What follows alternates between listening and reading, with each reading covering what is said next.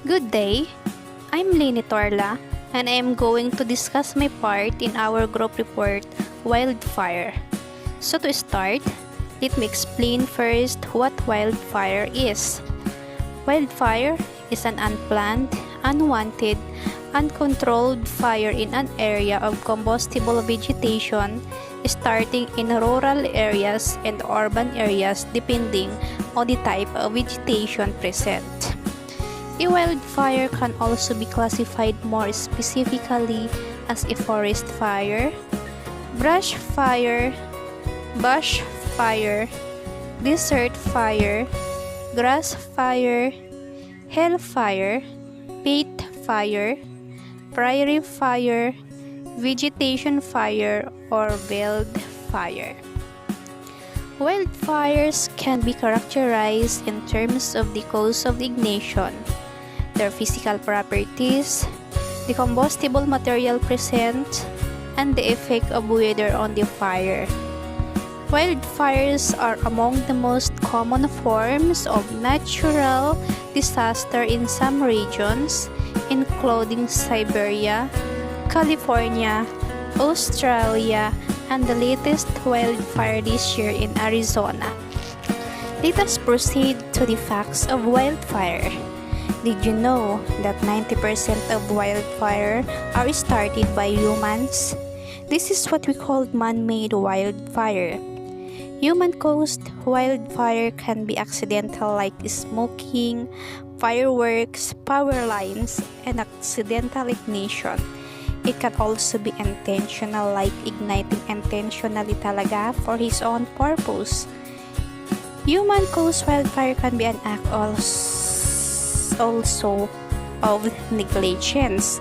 Yung tipong nagkakaroon ng aksidente dahil sa sariling kapabayaan like left unattended campfires. Halimbawa na lang, nag-campfire kayo tapos natulog kayo nang di nyo pinatay yung apoy.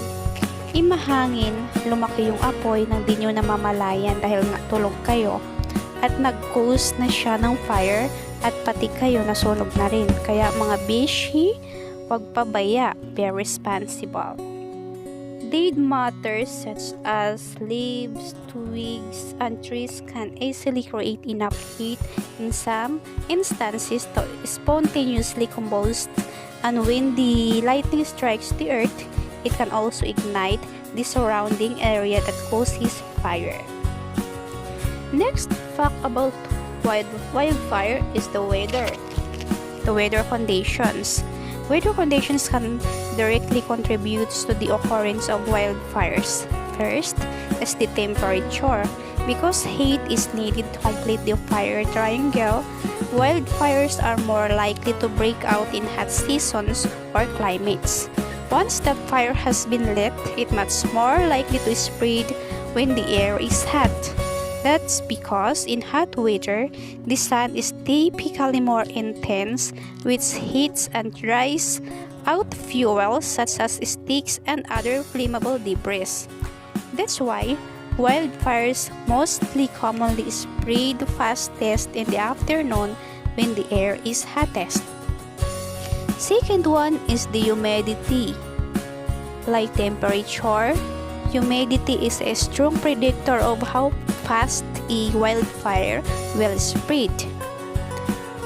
Fires grow much more quickly in drought conditions because fuel such as dry leaves and sticks can catch fire easier and burn faster.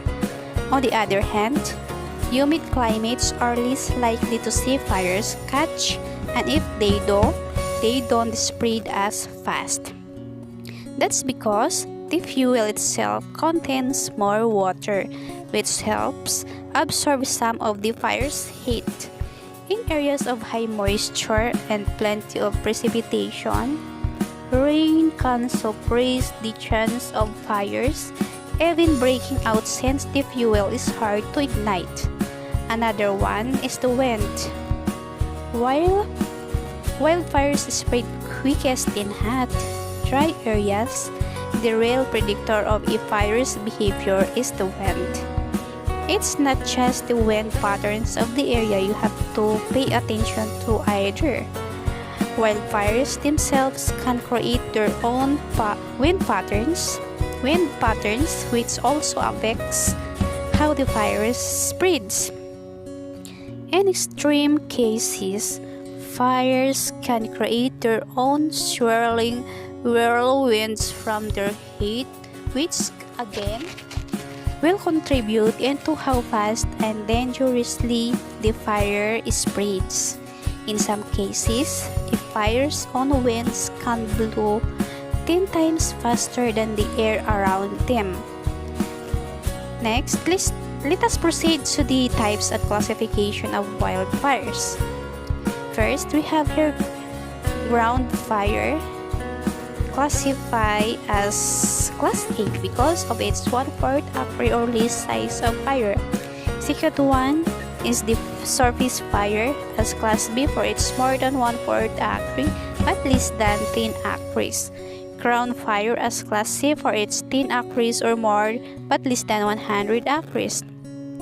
Running ground fire as Class D for its 100 acres or more but less than 300 acres, and backfire as Class E 300 acres or more but less than 1,000 acres, and convective wildfire as Class F for its 1,000 acres or more but less than 5,000 acres.